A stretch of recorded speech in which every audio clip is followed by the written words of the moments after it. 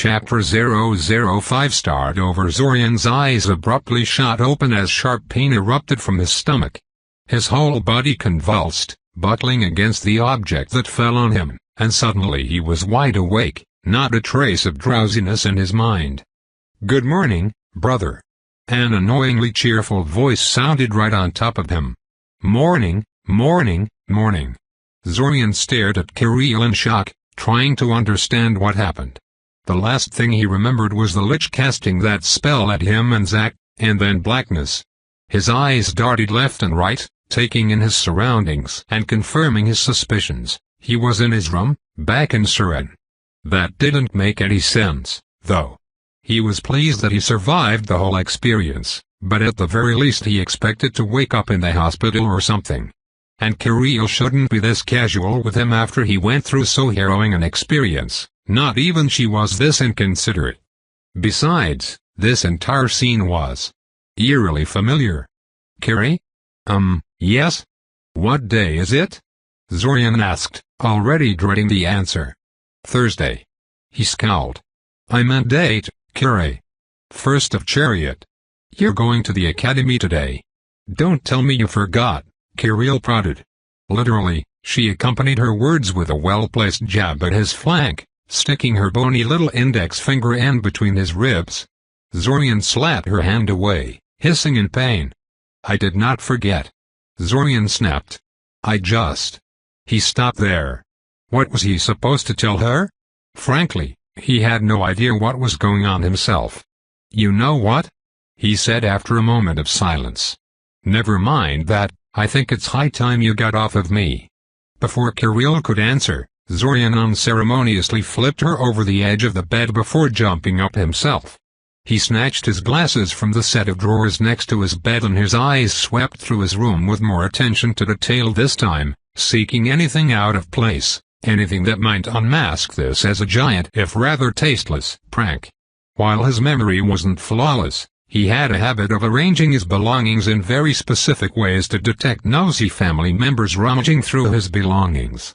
He found nothing massively out of place, so unless his mysterious reenactor knew his system inside and out, unlikely. Or Kiri finally decided she'd respect the sanctity of his room while he was away. Hell would sooner freeze over. This really was his room like he left it when he went to Seoria. Was it all a dream, then? It seemed altogether too real for a dream. His dreams had always been vague, nonsensical, and prone to evaporate out of his memory soon after he woke up. These felt exactly like his normal memories: no talking birds, floating pyramids, three-eyed wolves and other surreal scenes his dreams usually contained. And there was so much of it, too. Surely a whole month worth of experiences is too much for a mere dream. "Mom wants to talk to you," Kirill told him from the floor, apparently not in any great hurry to get up. "But hey, can you show me some magic before you get down? Please? Pretty please?" Zorian frowned. "Magic, huh?" Come to think of it, he learned quite a bit of magic. Surely if this was all a particularly elaborate dream, all the magic he learned there would be completely bogus, right? He made a couple of sweeping gestures and words before cupping his hands in front of him. A floating orb of light promptly materialized above his palms. "Huh? Not just an elaborate dream, then? That's amazing," Kirill gushed, poking the orb with her finger only to have it pass straight through it. Not surprising, really, since it was just light. She withdrew her finger and curiously stared at it, as if expecting to find it changed somehow. Zorian mentally directed the orb to fly around the room and circle Kirill a few times. Yep, he definitely knew the spell. He retained not just the memory of the casting procedure, but also the fine control he developed with repeated practice with it. You don't get things like that from a mere vision, even a prophetic one. More, demanded Kirill. "Oh come on, Kiri," sighed Zorian. He really wasn't in the mood for her antics at the moment. "I indulged you, didn't I? Go find something else to amuse yourself now." She pouted at him, but he was thoroughly immune to such things by now. Then she frowned for a moment and suddenly straightened as if remembering something. "Wait. No!" Zorian shouted, but he was already too late. Kiri already ran into the bathroom and slammed the door behind her. Damn it, Kiri, why now? Why not before I woke up? Sucks to be you, she answered. Zorian leaned forward until his forehead collided with the door. I had forewarning and I still fell for it. He frowned. Forewarning, indeed. Whatever his future memories were, they seemed to be fairly reliable. Was Sioria really going to get invaded during the summer festival, then?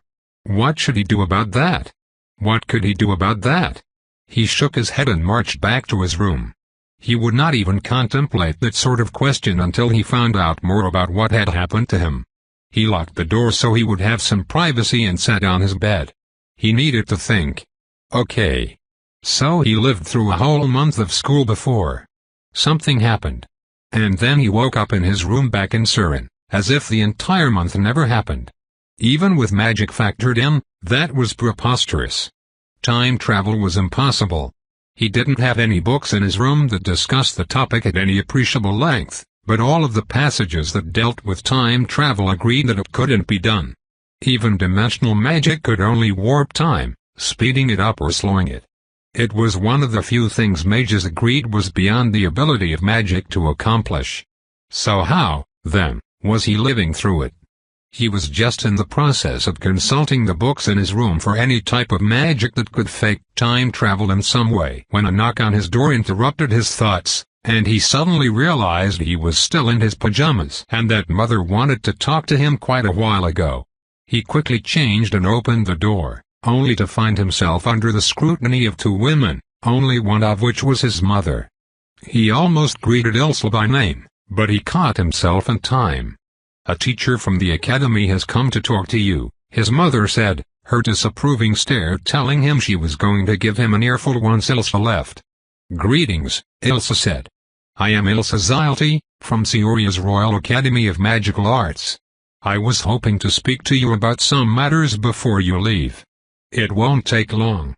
"Of course," said Zorian. Where do you?"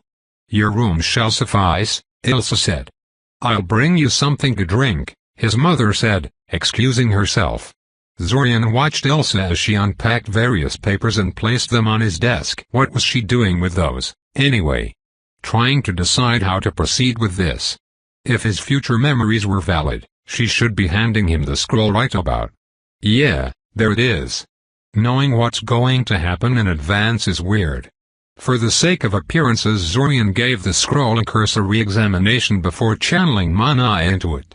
It was exactly how he remembered it, the calligraphy, the flowery official-sounding phrases, the elaborate crest at the bottom of the document, and Zorian felt a wave of dread wash over him.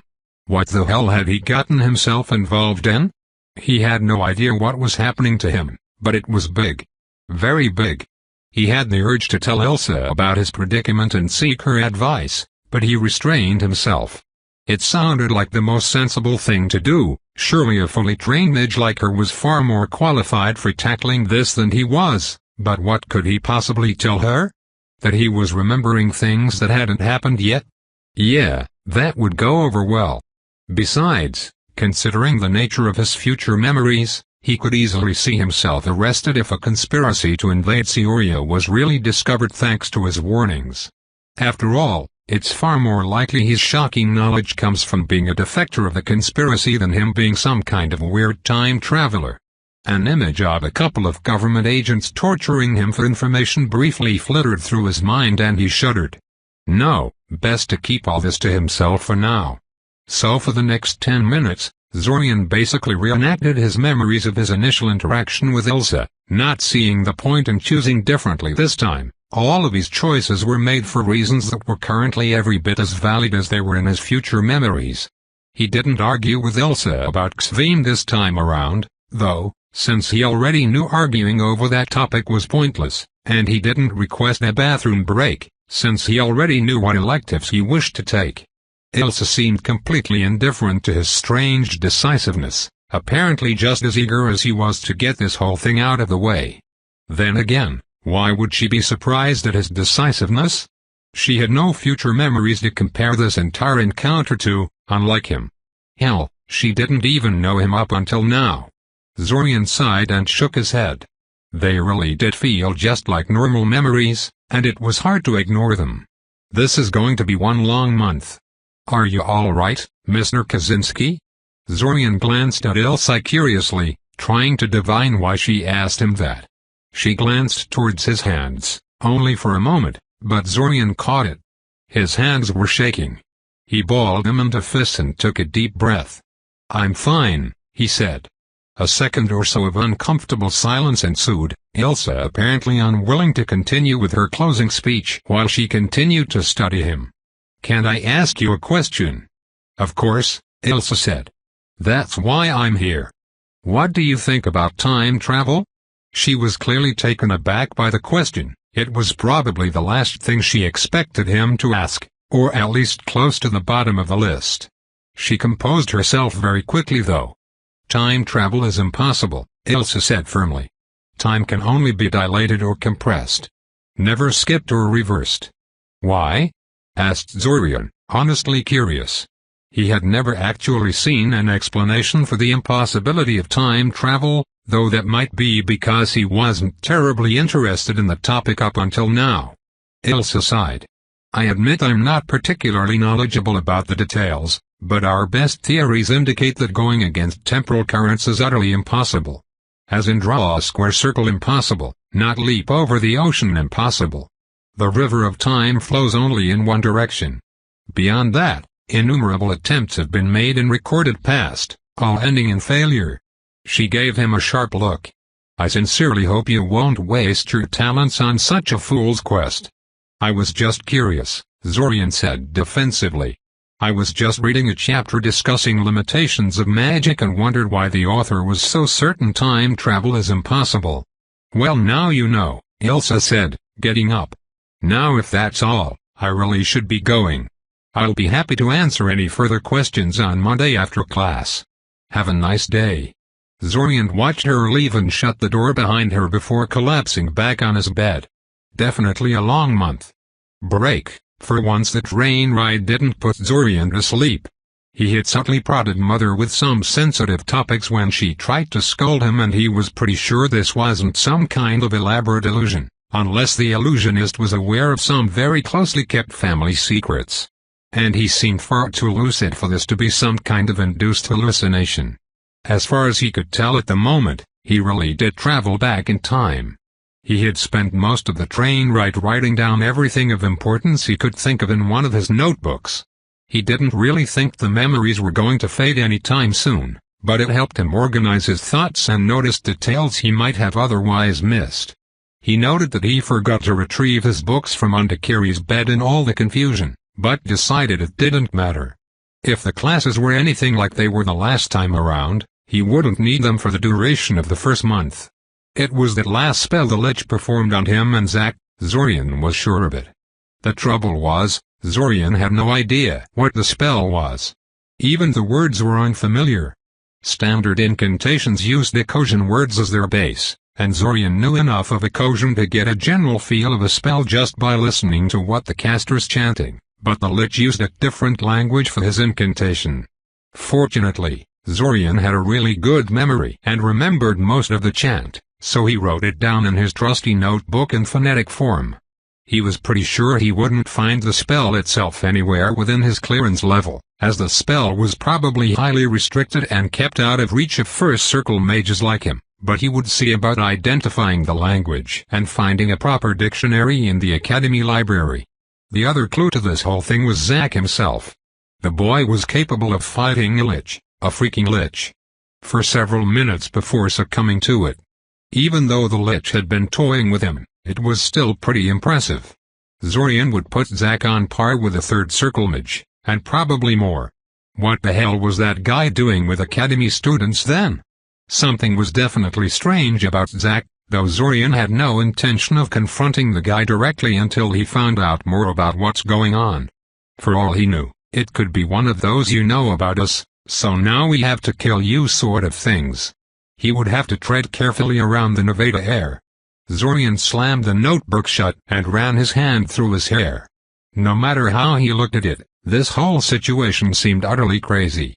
Did he really have memories from the future, or was he simply going insane? Both possibilities were terrifying.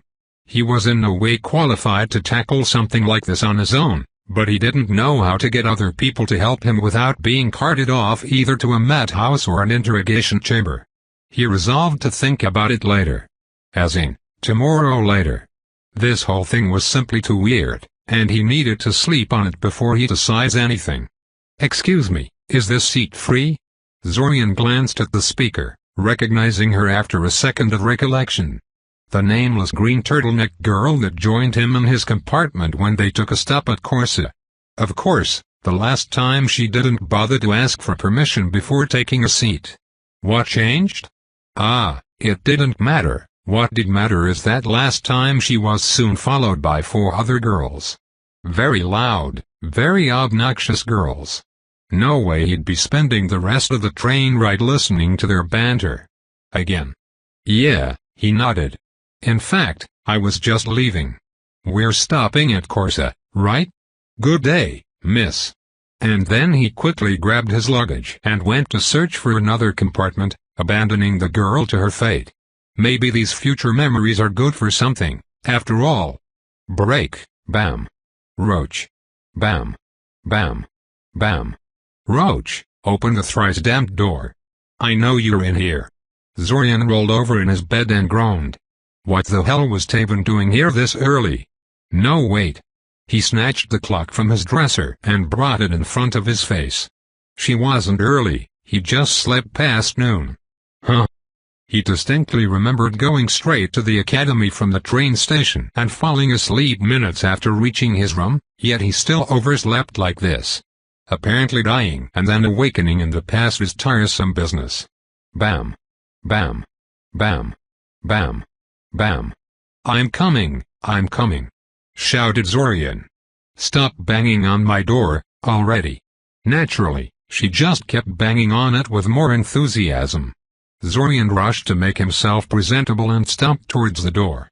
Wrenching the door open, he gave Taven a withering look, which she promptly ignored.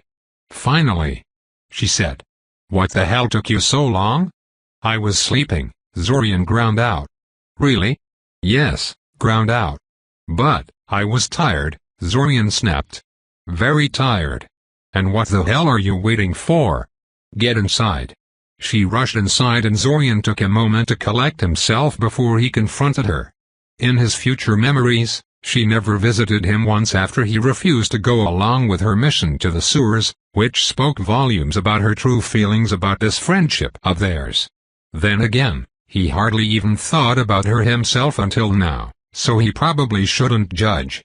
In any case, he was even less inclined to join her on this mission now than he was in his future memories. He actually had more pressing matters to attend to this time, in addition to general apprehensiveness that was still as valid now as it was then. Accordingly, he felt a lot less reluctance in simply blowing her off, and it only took him an hour to convince her to leave him alone. That done, he immediately set out for the library, making a short detour to a nearby bakery for a quick bite to tide him over. Once in the library he started searching for books on the topic of time travel and trying to identify the language the Lich used in his spell. To call it disappointing would be calling it mildly. For one thing, there were no books on time travel. The topic was not considered a serious field of study, what with it being impossible and all. What little was written about it was scattered across innumerable volumes, hidden in unmarked sections and paragraphs of otherwise unrelated books. Piecing together these scattered mentions was an absolute chore, and not all that rewarding either. None of it was useful in solving the mystery of his future memories. Finding the language the Lich used in his spell was even more frustrating, since he failed to even identify the language, much less translate the chant. He spent the entire weekend fruitlessly sifting through library texts, finally abandoning that avenue of research when it became obvious it wasn't producing any results. Plus the library workers were starting to give him weird looks at his choice of literature, and he didn't want to create any unfortunate rumors. Hopefully he would be able to trick Zack into revealing what the hell was going on when school started. Break. You're late. Zorian stared at Akoya's stern face in quiet contemplation. He was glad he wouldn't have to deal with any drama because of his disastrous evening with her, almost as glad as he was about the fact that he wasn't dead. but he couldn't help but wonder what her outburst had been about. She didn't really look like she had a crush on him, so why did his comment hit her so heavily? "What?" she asked, and Zorian realized he had been staring at her a little too long. "Oops. Ako, why are you telling me this when more than half the class isn't even here yet?" he asked. "Because there is at least a chance you will listen, unlike them," Akoya admitted. "Also, someone like you should be an example to other students, not descend to their level." "Someone like me?" inquired Zorian. "Just get inside," she snapped irritably. He sighed and went inside. It was probably for the best to leave things be. He had other problems to deal with, and she was far too rule-bound for his tastes anyway. He didn't know what he was expecting to happen when he walked into the class. Everyone to stop what they were doing and stare at him, maybe. At least then he would have a reason for feeling so unnerved at attending his first class of the year for the second time. But of course they did no such thing. It wasn't a second time for them, and there was nothing visibly irregular about him for them to take notice. He quashed his unease and sat down in the back of the class, discreetly scanning new arrivals for signs of Zack. He was sure the other boy was connected to this somehow, and the mysterious boy appeared to be Zorian's best chance at understanding what was happening to him. There was a brief commotion when Briam's fire drake familiar hissed up a storm and started chasing Briam's terrified neighbor across the classroom before Briam calmed it down. Apparently the magical reptile liked the unfortunate boy even less than it did Zorian. In any case, Ilsa came in soon after and started the class. Zack never showed up. Zorian spent the entire class in a daze, shocked at this turn of events. Where the hell was Zack? Everything happened almost exactly as it did in his future memories so far, with Zack's absence being the first major deviation. This firmly cemented Zack as somehow connected to this madness, but it also put the boy out of Zorian's reach for the moment. The lecture was even more annoying now than it was the first time he listened to it, since from his perspective he went through these review sessions less than a month ago. Apparently Ilsa worked off some kind of a script, because the lecture was virtually identical to the one from his memory, the only difference being that Zack wasn't there to compete with Akoya for answering Ilsa's questions to the class. Funny how things seem clearer in retrospect.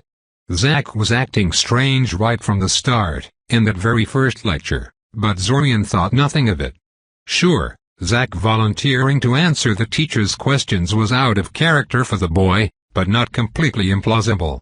It was just a review session anyway, and they had to know these things to pass the certification.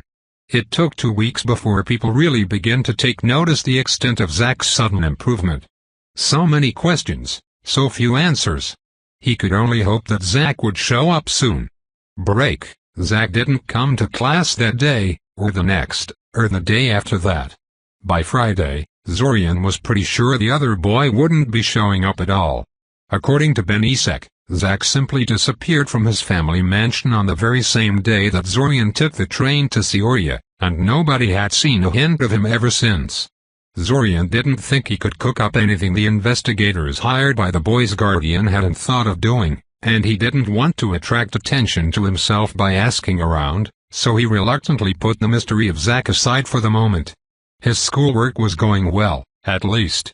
Thanks to his foreknowledge, he aced Nora Boole's surprise tests and didn't really have to study for any subject. A small refresher was sufficient to coast him through pretty much anything. Once his warding class really gets going, that's probably going to change, but for now he had all the free time he wanted to deliberate on what he should do about the rapidly approaching summer festival and the accompanying assault. Sadly, with Zack absent, Zorian had hit dead ends in all the clues he had, and was now at loss how to proceed.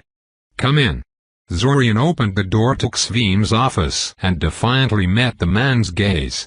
He was pretty confident in the accuracy of his future memories by now, Zack's mysterious absence aside, so he knew this was going to be another exercise in frustration.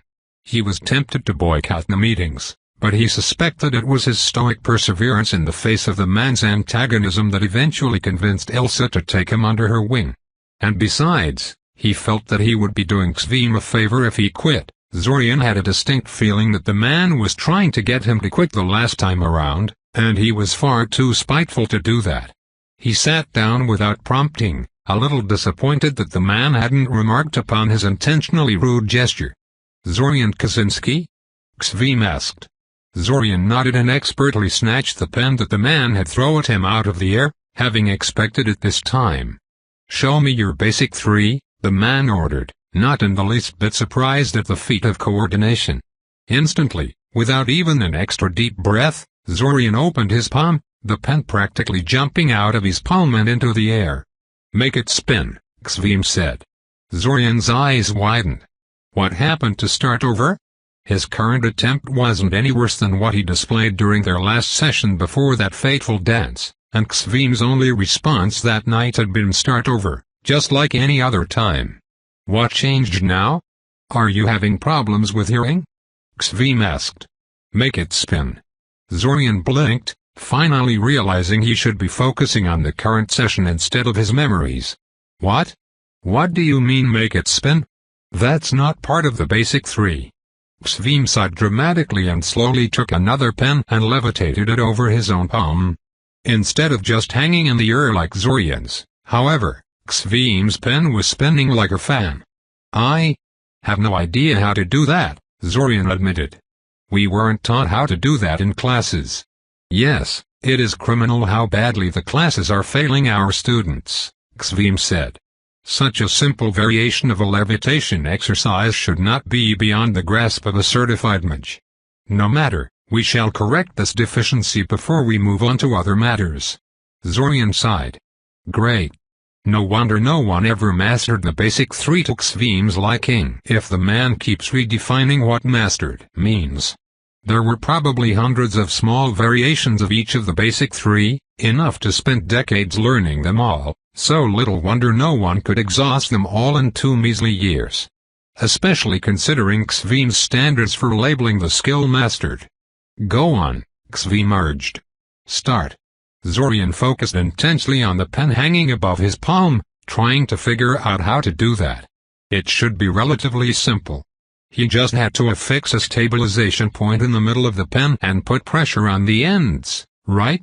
At least, that's the first thing that popped into his head. He had just managed to get the pen to move a bit when he felt a familiar object impact onto his forehead. Zorian glared at Xvim, cursing himself for forgetting about the man's damnable marbles. Xvim glanced at the pen that was still hovering over Zorian's palm. "You didn't lose focus," Xvim remarked. "Good. You threw a marble at me," Zorian accused. "I was hurrying you up," Xvim said, unrepentant. "You're too slow. You must be faster. Faster, faster, faster. Start over." Zorian sighed and returned to his task. Yup, definitely an exercise in frustration. Break, between his unfamiliarity with the exercise and Xvim's constant interruptions, Zorian only managed to get the pen to wobble by the end of the session, which was a little humiliating, actually. His above-average shaping skills were one of the few things that set him aside from his fellow mages, and he felt he should have done much better, despite Xvim's repeated sabotage attempts. Fortunately, a book describing the exercise in detail was easy to find in the Academy library, so he would hopefully master it by next week. Well, not master it, not in the sense that Xvim wanted him to, but he at least wanted to know what he was doing before he tackled his next session with Xvim. Of course, normally he wouldn't be willing to pour that much effort into a lousy shaping exercise, but he needed a distraction. At the beginning, the entire time travel situation was so patently ridiculous that he found it easy to remain calm and collected. Some part of him kept expecting that the whole thing was a double dream or something, and that he would wake up one day and not remember a thing. That part was becoming panicked and agitated now that it became obvious that the situation he faced was real. What the hell was he supposed to do? Zack's mysterious absence weighed heavily upon him, inflaming his paranoia and making him reluctant to tell anyone about the invasion. Zorian was not a fundamentally selfless person and didn't want to save people only to screw himself over in the end.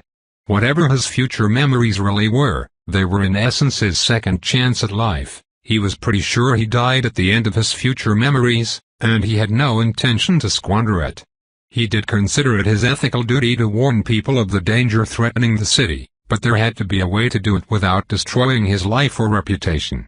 The simplest idea would be to warn as many people as possible, thus ensuring that at least some of them take the warnings seriously and do so face to face, since written communications can't be ignored in a way that is not really possible in personal interactions.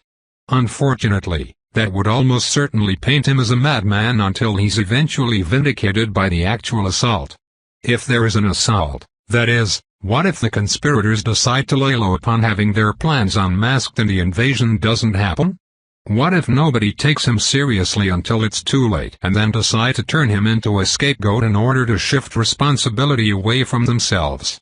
What if one of the people he tries to warn is part of the conspiracy and has him killed before he can tell anyone else? What if? Way too many what-ifs. And he had a sneaking suspicion that one of those what-ifs was responsible for Zach's disappearance.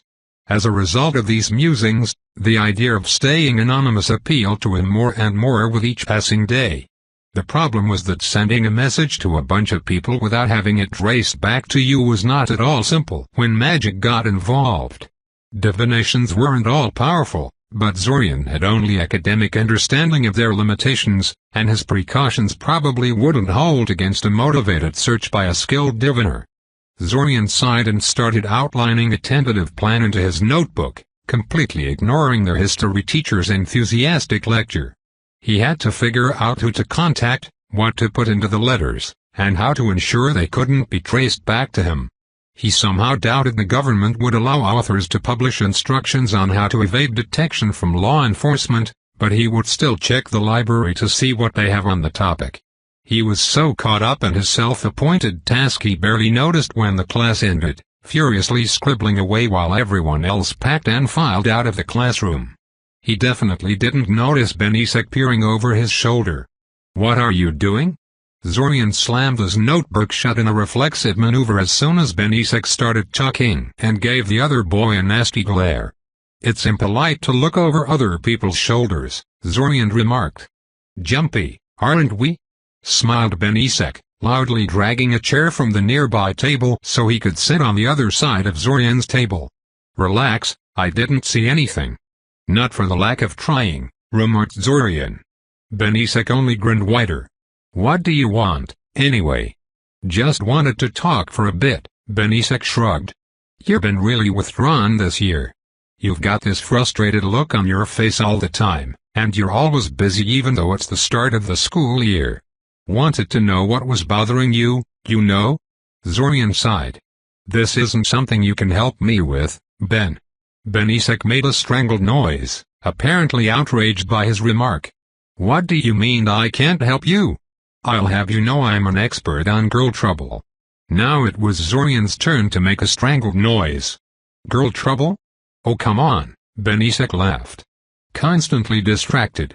Spacing out in the middle of the class? Making plans for sending anonymous letters? It's obvious, man. Who's the lucky girl?"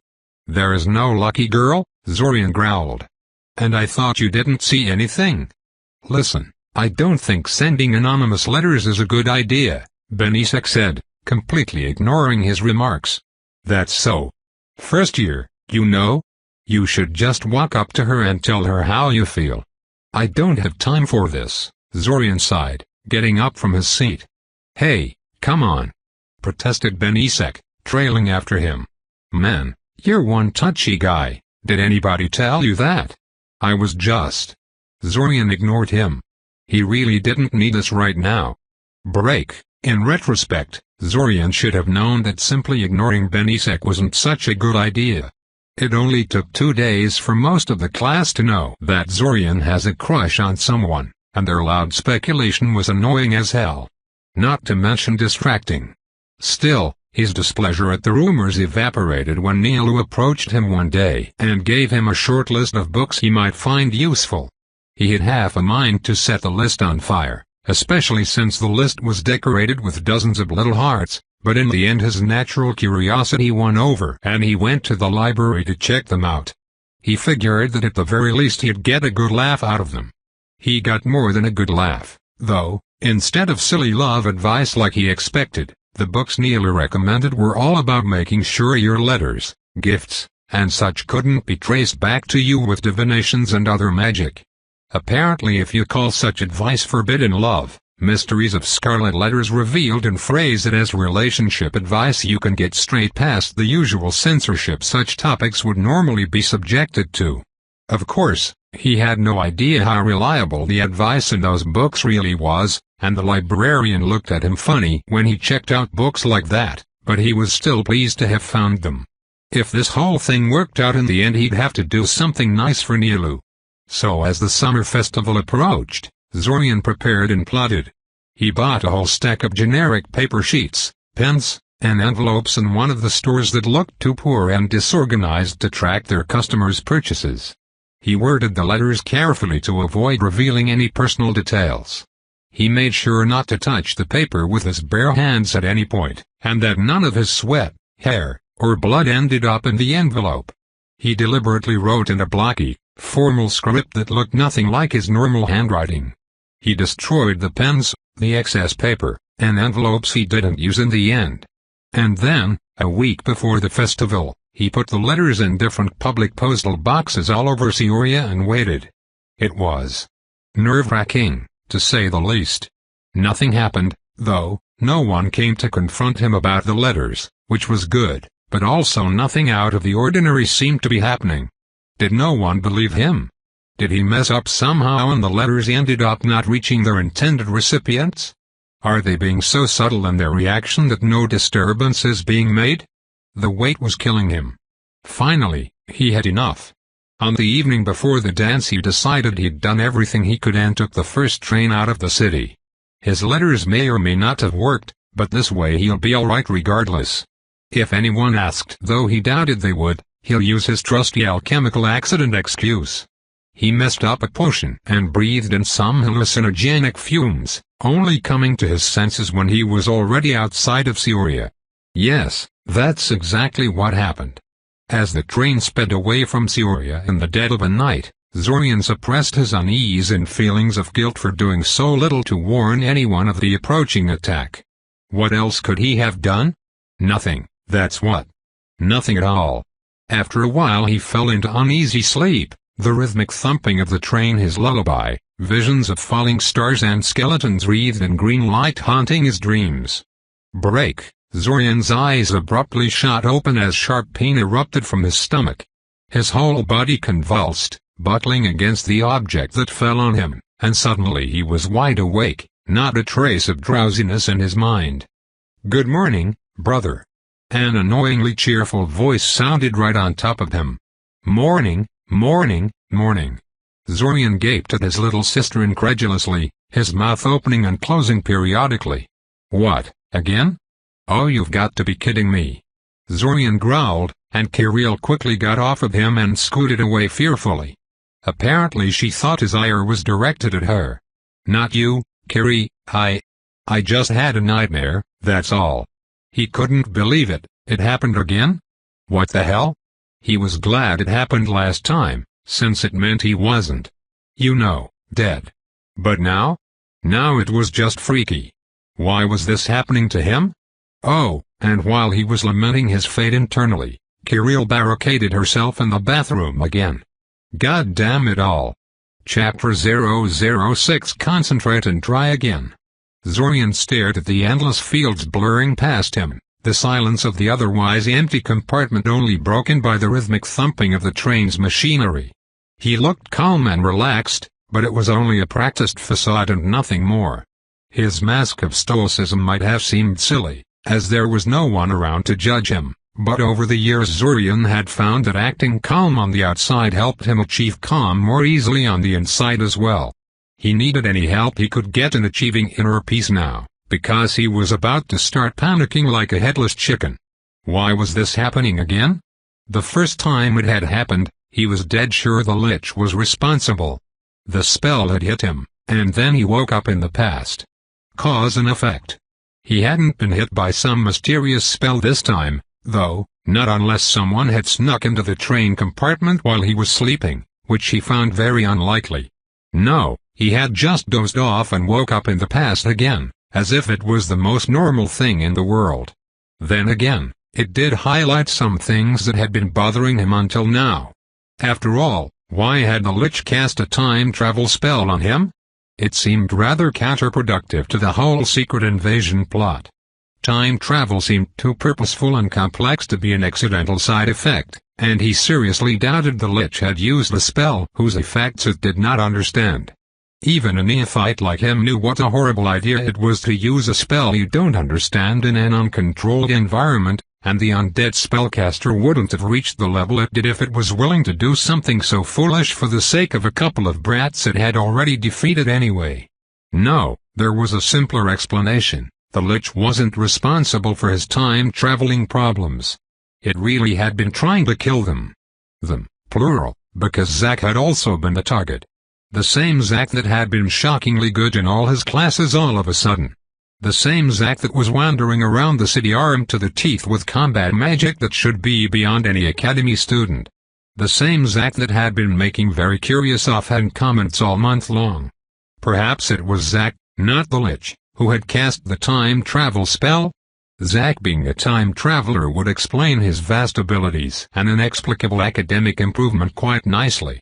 Since this particular method of time travel seems to just send a person's mind into their younger body, he could be of an arbitrarily large age, and what Zorian remembered of Zack's various comments led him to believe the boy had lived through this particular time period many times over. A mage with decades of experience and detailed foreknowledge would no doubt find third-year curriculum laughably easy.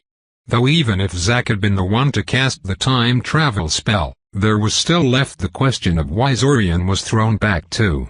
It could have easily been an accident. He knew that grabbing a mage while they're in the process of casting a teleport spell could pull you along for the ride, and they were basically tangled with one another. But that didn't explain why Zorian was repeating this month for the second time.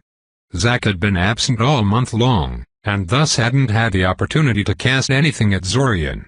He didn't know what to think. Hopefully Zack would be present for questioning this time around. Now stopping in Corsa, a disembodied voice echoed, the faulty speakers crackling with signal noise every once in a while. I repeat, now stopping in Corsa. Thank you. What? Already? A glance through the window revealed the familiar white tablet confirming his arrival at the trading hub. He was half tempted to get off the train and spend the entire month fooling around and trying to forget this whole time travel business, but quickly dismissed it. Blowing off the beginning of the school year like that would be really irresponsible and self-destructive, even if going through another identical month of classes was anything but appealing. There was a possibility that he would be flung back into the past for the third time, of course, but that wasn't something he should be relying on. There was no way the spell could keep sending him back indefinitely. After all, it was bound to run out of mana sooner or later. Probably sooner, since time travel must be pretty high level. Right? Zorian snapped out of his thoughts and finally noticed the boy peering into his compartment. He frowned. He specifically chose this compartment because it was completely empty during his second attempt at life. After he had left the green turtleneck girl to her giggling fate, he had come here for some peace, so this time he decided to be proactive and went here right from the start. Apparently it wasn't that simple. He supposed that his very presence attracted the boy. Some people just plain liked company, and would avoid empty compartments. Yes? Zorian said politely, hoping the boy just wanted to ask him something instead of trying to find a seat. He was mistaken. Do you mind if I sit here? No, go right ahead, said Zorian, giving the boy a forced smile. Damn. The boy smiled brightly at him, and quickly dragged his luggage in. A lot of luggage. First year, right? Zorian asked, unable to help himself. So much for his plan on remaining silent and creeping the boy out into leaving the compartment. Oh well. Yeah, the boy agreed. How did you know? Your luggage, Zorian remarked. You do realize the academy grounds are pretty far from the main station? Your arms are going to fall off by the time you get there. The boy blinked. Apparently he didn't know. It's really not that bad, right? Zorian shrugged. You better hope it doesn't rain. Ha ha, the boy laughed nervously. I'm sure I'm not that unlucky. Zorian smirked. Ah, the benefits of foresight. Or was it hindsight? Language really wasn't designed with the possibility of time travel in mind. Ah. I didn't introduce myself. The boy suddenly blurted out. I'm Bernie Varine. Zorian Kaczynski. The boy's eyes lit up immediately. Like Damon Kaczynski, yes, Zorian said, suddenly finding the window incredibly interesting. The boy stared at him expectantly, but if he had expected further elaboration from Zorian on the subject, he was about to be sorely disappointed. The last thing Zorian wanted to do was talk about his eldest brother. So, are you related to Damon Kaczynski, or is your last name just a coincidence? Asked the boy after a lengthy pause. Zorian pretended he couldn't hear him, and instead retrieved his notebook from the neighboring seat and studied it intently. It was almost completely empty, since all his previous notes about the invasion and the mystery of his future memories were now gone, lost in a future he left behind him. It wasn't much of a loss, since the vast majority of those notes had been worthless, hollow speculations and dead-end leads that hadn't got him any closer to solving this mystery. Still, he had written down a few things he remembered from his previous notes, like the spell chant the Lich had uttered before killing him. Yes, Zack was likely responsible for all of this, but he couldn't be sure. After judging the silence to have lasted for a fittingly awkward amount of time, Zorian looked up from his notebook to fixate a look of confusion at the waiting boy. Huh? Did you say something? Zorian pretended, frowning slightly as if he honestly hadn't heard a word of the question he was asked. Never mind, the boy backpedaled. It's not important. Zorian gave the boy a genuine smile. At least he could take a hint. He talked to the boy for a while, mostly just answering the boy's questions about first-year curriculum, before growing bored with it and starting to feign interest in his notebook again, hoping he will take the hint. What's so interesting about that notebook, anyway? He asked, either oblivious to Zorian's disinterest in continued conversation or deliberately ignoring it. Don't tell me you were studying already? No, these are just notes on some personal research, said Zorian. It's not going too well, so I'm a little frustrated with it. My mind keeps drifting to it. Especially when the alternative was talking to an overly inquisitive first year. The academy library, first thing I tried, Zorian sighed. I'm not stupid, you know? The boy rolled his eyes at him. Did you search for the books yourself or did you ask the librarian to help you? Mother works as a librarian, and they have these special divination spells that let them find things in minutes that would take you decades if you search by title and skimming alone. Zorian opened his mouth before closing it. Asked the librarian for help, huh? Okay, maybe he is stupid. Well, it's not really a topic I want to bother the librarian with, Zorian tried. Which was true, but he knew he'd end up trying it anyway. Maybe I could find the spells themselves in the spell repository? But no, if they're anything like other divination spells, it's using them correctly and interpreting the results that's the problem, not casting them. You could always get a job in the library, the boy offered. If the academy library is anything like the one my mother works in, they are always desperate for help. They teach their employees how to use those spells as a matter of course. Really? Zorian asked, rather intrigued by the idea. It's worth a try, he said, shrugging. For the rest of the ride, Zorian stopped trying to evade conversation. Byrne had definitely earned some respect from him. Break, of course. We're always looking for help. Well, that was easy. We can't pay you much, understand, that miserable gnome of a headmaster cut our budget again.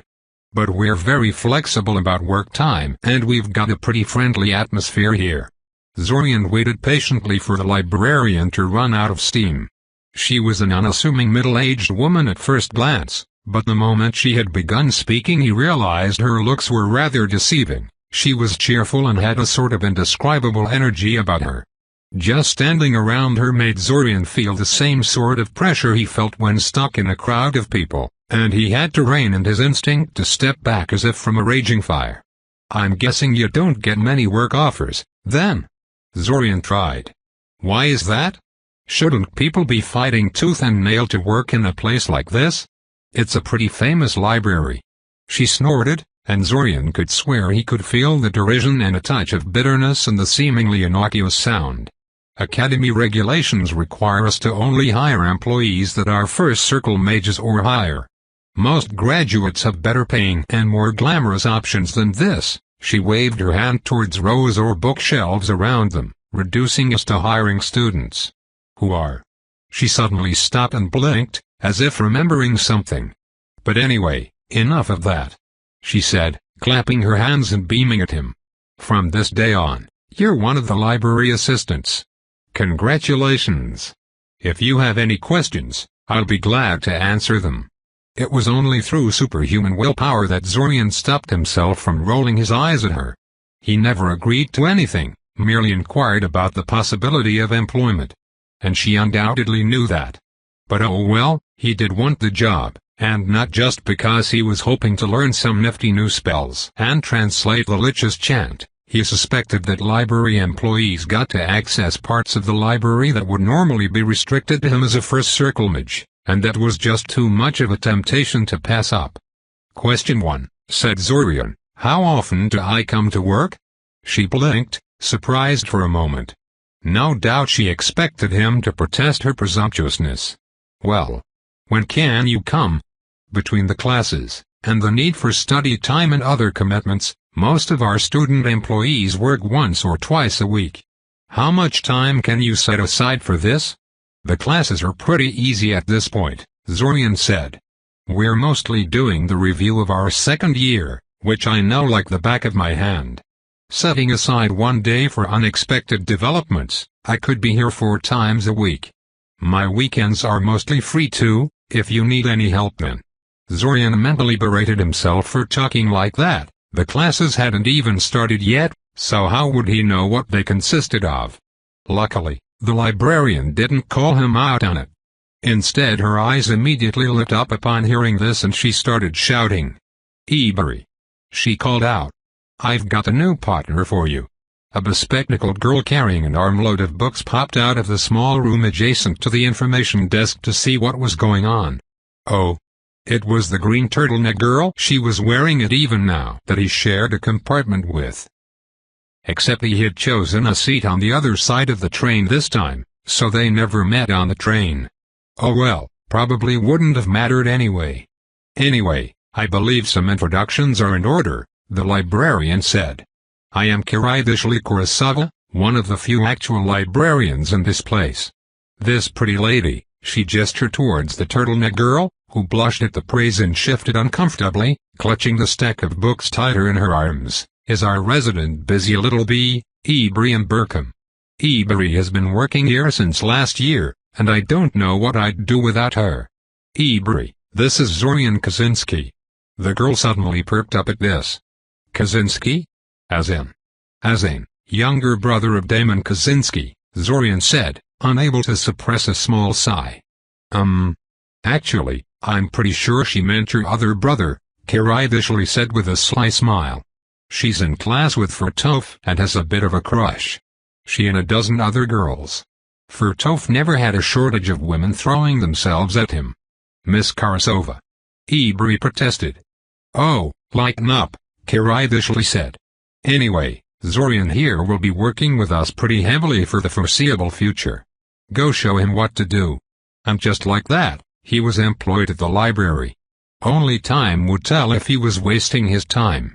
Break, much like the last time, Zack hadn't come to class. Zorian was half expecting it, but it was no less annoying because of it. It cemented Zorian's suspicion that Zack was heavily involved in this mess, but the boy's absence made it impossible for Zorian to confront him about it. What was he supposed to do now? For that matter, was he supposed to do anything at all? Last time he had been operating on the belief that if he didn't do something about the invasion, no one would. No one else had the strange future memories he did, after all. If his speculations were correct, though, Zack had probably traveled through time specifically to stop the invasion. What other reason did he have to frequent this particular time period? Besides, he had been wandering the city during the attack, picking off attackers. So all in all, there just might be an experienced time-traveling mage on the job already, and he would only get in the way. The problem with that idea was that he was ultimately just guessing, and had no idea if it was true or not. He could be dooming himself and the city through inaction, relying on a boy who, quite frankly, didn't inspire too much confidence in him. Zack reminded him of his brothers a little too much. And besides, didn't Zack lose against the Lich? Yeah. Not knowing how to unravel the mystery presented to him, or even where to start, Zorian had thrown himself into schoolwork and his job at the library. Of course, thanks to going through this for the third time, the only issue he had with schoolwork was Xvin's grating insistence that his grasp on the pen-spinning, as Zorian affectionately called it, exercise was abominable and that he had to do it over and over and over again. His time at the library, on the other hand, was interesting, though not really in the way he hoped it would be. He hadn't learned any spells yet, though he suspected this was because there were so many other, more pressing things he had to learn before Kiridashli and Ibari decided to invest that kind of effort in him. Simply put, he wasn't very good at his job.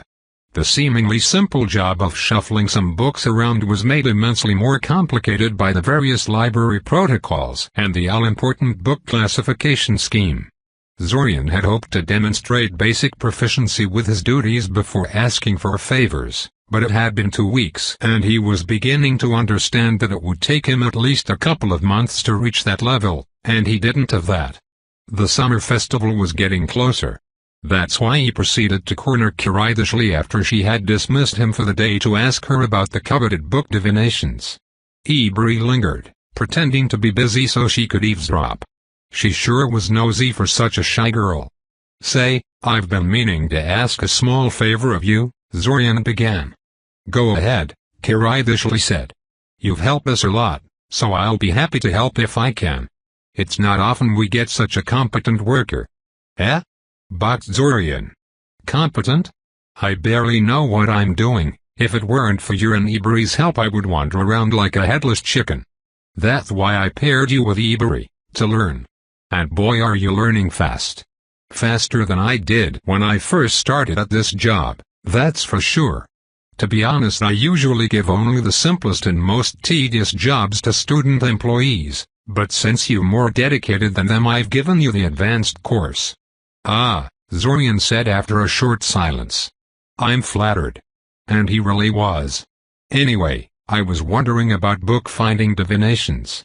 I've been searching for a pretty obscure topic and I'm not going anywhere with it. Ah. Kiridashli said, slapping her forehead. How could I forget about that? Of course I'll teach you, we teach all our long-term workers those. They're a bit tricky to use, though, so it will take a while to learn how to use them properly. Ibari will show you how. Though you can always tell me what exactly you're looking for and I'll do my best to help you out. I know this library like the back of my hand, you know? Zorian debated the merit of showing her the Lich's chant, since he suspected it was something that could get him into a lot of trouble just for asking about it, but saw no other way. No doubt learning how to use those divinations took months he didn't have. He took out his notebook and ripped out the corresponding page, handing it to her. Kiridashli arched her eyebrow at the text, and Ibari gave up on all pretenses of not paying attention and peered over her shoulder to see what was on the slip of paper. It's an unknown language, Zorian clarified. I don't even know which one, really. Tricky, Kiridashli remarked. Finding a written reference based on a phonetic pronunciation of a word you don't even understand is a tall order, even with divinations. You should just find an expert in languages to help you if it's so important. You should try Zanamir, piped in Ibari. Our history teacher? Asked Zorian incredulously. He also teaches linguistics, Ibari said. He's a polyglot. Speaks 37 languages. Whoa. Yeah, Ibari agreed. He should at least know what language that is, even if he can't read it. He's pretty helpful if you approach him nicely. I doubt he'll turn you away. Interesting. Break. Ah, Mr. Kaczynski, what can I do for you? Zanamir old guy was old. Really old. He wore blue robes, actual robes, like the Magi of old, and had a carefully sculpted white beard. Despite his advanced age, he moved with a spring in his step and his eyes had sharpness that most people half his age lacked. Zorian hadn't taken the linguistics elective, but he knew from his history class that Zanamir cared about his subject almost as much as Norabul did about runes and mathematics, though he at least understood that most students didn't share his passion for the subject. "I was told you can help me with some translation," Zorian said. "I have a pretty fragmentary recording of an unknown language in phonetic form, and I was hoping you could at least tell me what kind of language it is. It's nothing like any language I've encountered so far." Zanamir perked up at the notion of an unknown language and gingerly took the paper slip with the Lich's chant from Zorian's hand. His eyes widened barely a second afterward. "Where did you get this?" he asked quietly. Zorian debated internally what to do and then settled for a measure of truth. "I was attacked by someone a while ago. They used a spell with the chant as the incantation. I just wanted to know what it does." Zanamir took a deep breath and leaned back. "You're lucky it didn't hit. It's some kind of soul magic spell." "Soul magic?" "Necromancy," clarified Zanamir. Zorian blinked. "Necromancy? Well, it sort of made sense for the Lich to use that sort of spells, but what did necromancy have to do with time travel?" "Nothing." This was pretty much a definite confirmation of Zack as a primary cause of his predicament. "So, wait, what is that language anyway?" asked Zorian. "Oh. Yes, the language. It's old Ma'ar language, spoken by many of the cultures that shared the continent of Myocena with the Kojans before their rise to prominence. Many of the ruins in Koth are written in it and, sadly, it is the language in which many of the blackest rituals and necromantic spells are formulated. You won't find any books about it available in public circulations, I'm afraid. But let's return to the matter of this assailant. This is the darkest of magic they used, and they can be up to no good if they're throwing spells like that on academy students." Deciding he couldn't just backpedal now, Zorian nonetheless decided against mentioning time travel in any way and settled for making something up. He told Zanamir about him overhearing a plan to invade the city during the summer festival.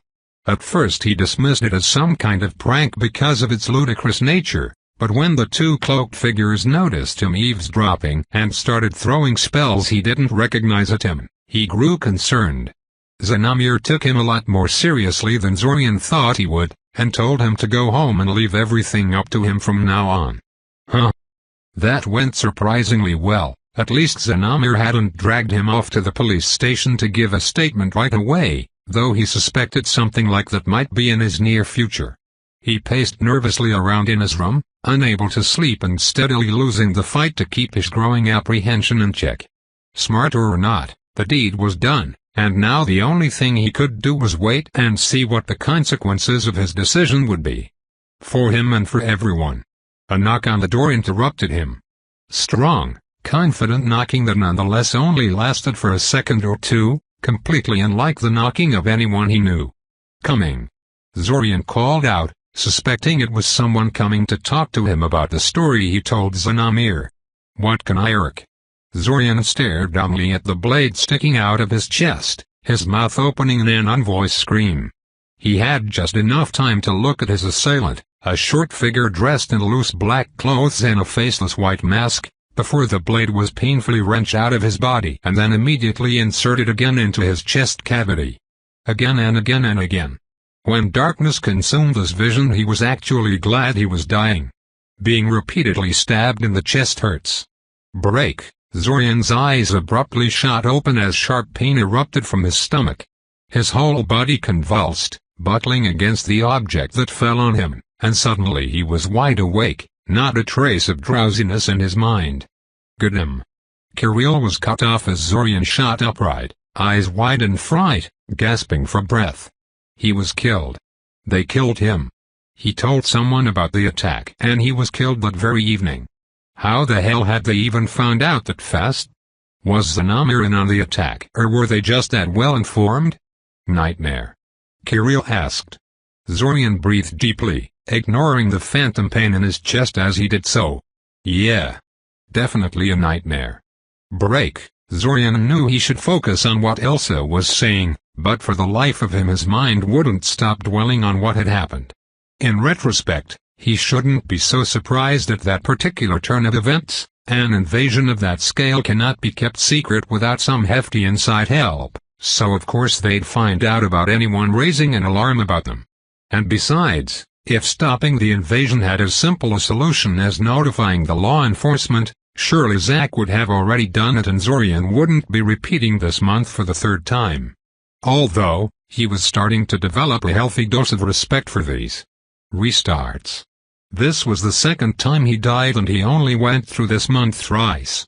He seemed prone to dying.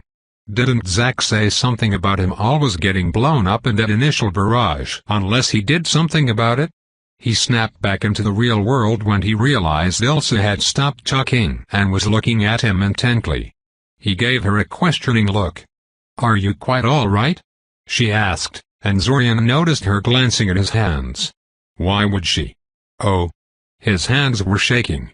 He was probably quite pale too, if the skin on his hands was of any indication. He rubbed his hands together a few times and then balled them up into fists to reassert control over them. "Not quite," Zorian admitted. "But I will be. You don't have to worry about it." She stared at him for a second longer and then nodded. "Very well," she said. "Do you want me to teleport you to the academy?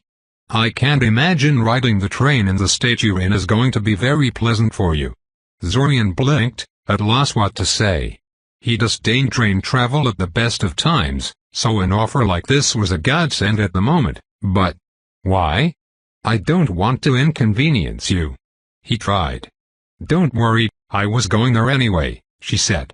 "It's the least I could do for getting to you so late and taking the choice of your mentor away from you." Well, that much was true.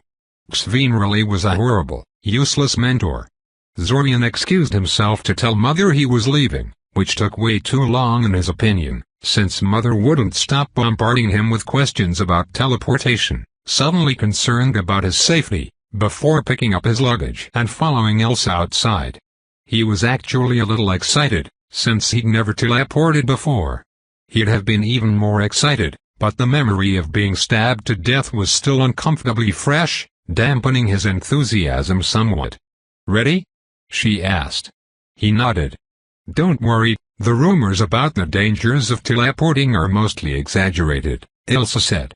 "You can't get stuck inside solid objects, the spell doesn't work that way, and if something goes wrong I'll immediately know it and collapse the spell before dimensional ripples tear us apart." Zorian scowled. He already knew that, but saw no point in pointing that out. She obviously heard his little exchange with Mother. Elsa started chanting and Zorian stood straighter, not wanting to miss. The world rippled, then changed. Suddenly they were both standing in a well-lit circular room, a large magical circle carved into the marble floor they stood on. There was no disorientation, no flash of colors, nothing, almost disappointing. He studied the room they were in a little more closely, trying to understand where they were. "This is the teleport redirection point," Elsa said. "The Academy wards shunned every incoming teleport into this place for security reasons. Of course, that's assuming you're properly keyed in and have sufficient authorization to teleport in at all." She fixed him with a penetrating gaze. "Teleporting into a warded space is just one of the many dangers of the spell. Don't experiment with it on your own." I'm pretty sure teleport is far above my access level," pointed out Zorian. She shrugged. "Some students are capable of reconstructing a spell after seeing it performed only once. Once you know the chant and gestures, 80% of the work has already been done for you." Zorian blinked. Now why didn't he think of that? "Would you mind casting that spell one more time?" he asked innocently. "Strictly for academic purposes, you see." She chuckled. "No. If it makes you feel any better, I doubt you have enough mana reserves to cast the spell even once." As a point of fact, it didn't make him feel any better. He didn't care how dangerous it was, he'd learned the teleport spell as soon as he was able. He just shaved off an entire day of train travel from his journey in an instant, The ability to do that kind of thing at will would be worth quite a lot of trouble to acquire. He let out a sigh and left Ilsa to her own devices to get settled in. I could get used to this kind of travel, Zorian mumbled to himself as he unlocked the door to his room and dropped his luggage to the floor in relief. Too bad I could never fake distress convincingly enough, or else I'd convince Ilsa to take me along at the beginning of every restart. He froze mid-step. He shouldn't be thinking like that. That was dangerous thinking. He had no proof that the restarts would keep happening indefinitely. In fact, everything he knew about magic told him it couldn't be true. Whatever spell had been put on him was going to run out of mana at some point, and then there'd be no restart, no second chances, no return from the dead. He had to treat every restart as if it were his last, because it might very well be. Though he had to admit that, despite it ending with him getting stabbed to death, the previous restarts wasn't a complete disaster. At least he had all but confirmed it was Zack, and not the Lich, that was responsible for this. Instead of researching unknown languages and time travel, it would probably be wiser to find out where Zack keeps disappearing to every time. But not right now. He deserved a little rest after being brought back from the dead. Break, he really should have known it wouldn't be that easy. The moment he tried to track down Zack, he was reminded of why he didn't do that in his very first restart. Zack was not only an heir of noble House Nevada, he was the only still living member of that house, the rest of his family having been killed in the Splinter Wars. Zack stood to inherit a sizable financial empire and a legacy of several generations of mages once he came of age, so everything about him was scrutinized closely by a great number of interested parties.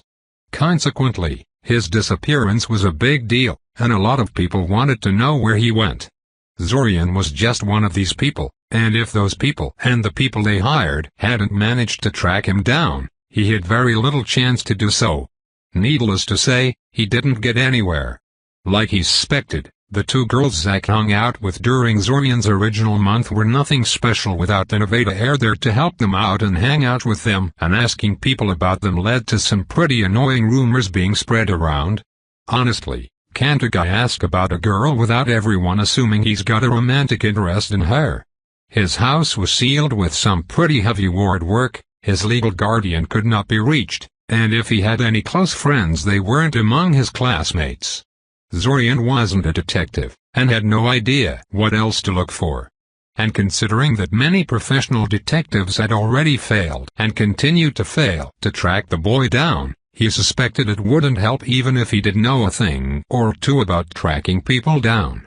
A month went by with little to show for it. Summer festival came, and Zorian once again boarded a train out of Seoria, awake and alert as the night deepened and minutes ticked away. He brought a pocket watch with him this time, and kept glancing at it every once in a while, silently praying that he wouldn't have to start over once again but wanting to know exactly when he got thrown back in case he did. Sure enough, his prayers wouldn't be answered. Somewhere around 2 past midnight he blacked out and woke up with Carrie on top of him, wishing him a good morning. He probably should have admitted it to himself right then and there. He was a fairly smart person, after all, and not prone to deluding himself. Instead it took 4 more restarts before he accepted the truth of his predicament. He was stuck in some kind of a time loop, and it wasn't going to end anytime soon. He didn't know how it was possible. Maybe the spell was powered by Zack's seemingly inexhaustible mana reserves instead of being limited to a fixed amount at the moment of casting. Maybe it was one of those rare self-sustaining spells. Hell, maybe it reached into the heart of the world and drew power from the world dragon itself. It didn't really matter how it did it, only that it did. But that's retrospect. At the time he just refused to accept it, and instead tried to live like he normally would. It was rather boring, yes, but what if this particular restart was the one where it ended?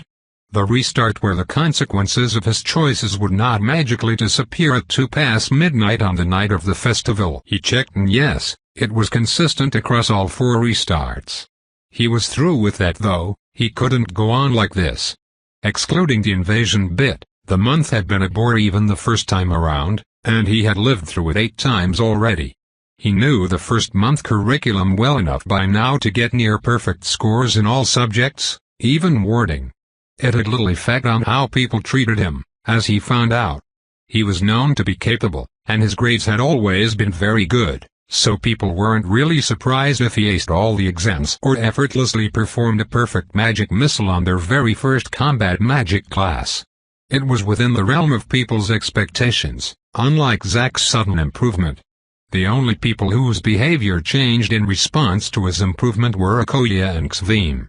Akoya had gotten twice as annoying now that she apparently found a kindred soul, always insisting that they check each other's work and asking him for help whenever she didn't understand something.